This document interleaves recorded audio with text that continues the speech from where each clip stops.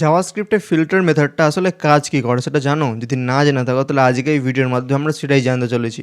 Dot filter যে মেথডটা আছে জাভাস্ক্রিপ্টে, সেটা একটা নতুন অ্যারে ক্রিয়েট করে, যেখানে শুধুমাত্র ওই এলিমেন্টগুলোই স্টোর হয় যেগুলো তোমার কন্ডিশন বা টেস্ট পাস করছে। একটা এক্সাম্পল দেখো, এখানে আমি নাম্বারস বলে একটা অ্যারে ক্রিয়েট করেছি, অ্যান্ড আমি চাই এই নাম্বারস বলে যে অ্যারেটা ক্রিয়েট হয়েছে এর মধ্যে থেকে ইভেন্টস যে নাম্বারগুলো আছে সেই ইভেন্টস নাম্বারগুলোকে বের করতে। ইভেন্টস নাম্বার সেগুলোকেই বলে যেগুলো 2 দিয়ে পুরোপুরি ডিভিজিবল হয়। তো নেক্সট লাইনে এসে আমি ইভেন্টস নাম্বার একটা ভেরিয়েবল ক্রিয়েট করলাম, অ্যান্ড নাম্বারস নামের যে অ্যারেটা রয়েছে তার মধ্যে আমি ডট ফিল্টার মেথডটা ইউজ করছি। ডট ফিল্টার মেথড একটা কলব্যাক ফাংশন নেয়, অ্যান্ড সেই কলব্যাক ফাংশনের মধ্যে একটা প্যারামিটার নেয় যেটাকে আমি এখানে নাম দিয়েছি। তো আমি এখানে কন্ডিশন দিয়েছি নাম মড 2 ট্রিপল ইকুয়াল টু 0। তো এই অ্যারের মধ্যে থাকা যে ভ্যালুগুলো 2 দিয়ে পুরোপুরি ডিভিজিবল হয়ে যাবে সেইগুলো এখানে প্রিন্ট হয়ে যাবে।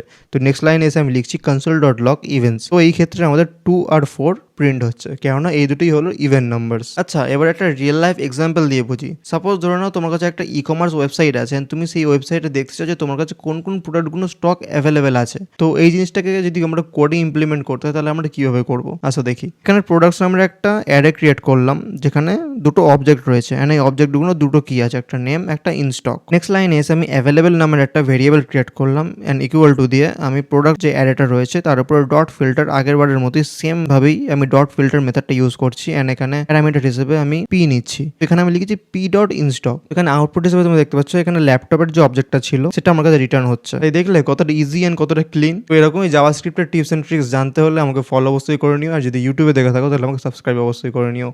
And that's it.